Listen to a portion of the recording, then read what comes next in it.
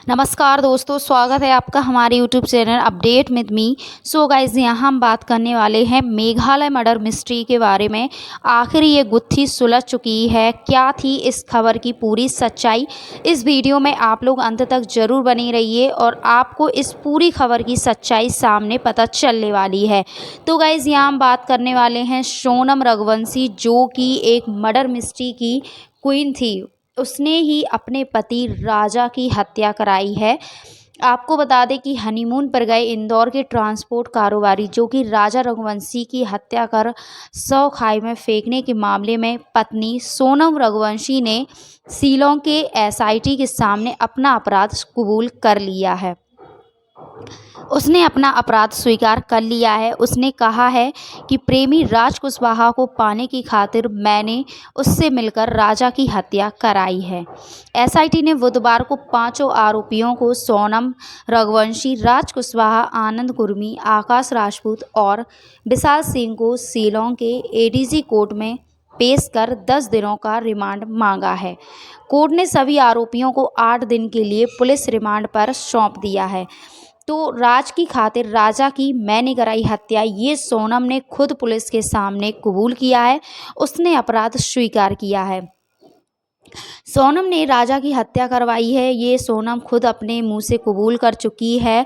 और सोनम ने राजा की हत्या इसलिए करवाई है क्योंकि वह राज को पाना चाहती थी। वह खुद राज से बार बार कहती थी कि मुझे राजा के साथ नहीं रहना है। 9 जून को जब गाजीपुर से सोनम का फ़ोन आया और उसके बाद भाई राजा के घर जाता है। सोनम के भाई राजा के घर जाकर माफ़ी मांगी और उसने सोनम को दोषी बताया। राजा की मां यह पूछती रही रो रो कर उसके बेटे की गलती क्या थी।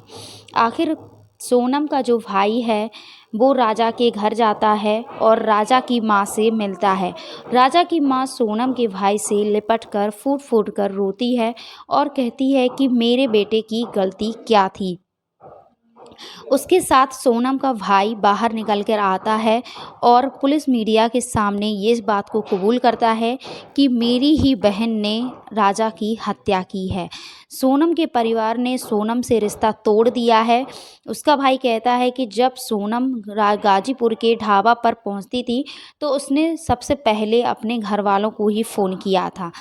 अगले दिन 9 जून गाजीपुर भाई उससे मिलने गया था तो पुलिस ने उसको सिर्फ 2 मिनट ही मिलने दिया था। तब उसने कहा था कि मैं बेकसूर हूँ, मैंने कुछ नहीं किया है, मैंने राजा की हत्या नहीं की। लेकिन जब पुलिस ने सारे सबूत इकट्ठे किए, सारे सबूत जब सामने आ गए तो सब परिवार वालों को इस बात की सच्चाई पता चल चुकी है कि सोनम ने ही राजा की हत्या करवाई है। लेकिन अब तक पुलिस ने जितने भी सबूत इकट्ठे किए हैं उससे इस बात की सच्चाई का पूरा खुलासा हो गया है कि राजा की हत्या सोनम ने ही करवाई है। और परिवार वालों ने भी इस बात को कबूल किया है कि सोनम ने ही अपने पति राजा की हत्या करवाई है।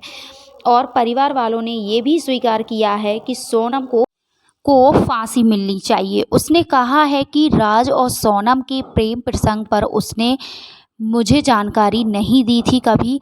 वह सोनम को दीदी बोलता था। 3 साल से वह सोनम से राखी बंधवा रहा था। गोविंद ने कहा है कि इस परिवार ने एक बेटा खोया है, इसकी भरपाई कभी नहीं हो पाएगी। सोनम की जगह अब वह इस परिवार का हिस्सा है। गोविंद ने मेघालय सरकार से भी माफ़ी मांगी है। तो आई होप गाइस ये वीडियो आपको अच्छा लगा होगा।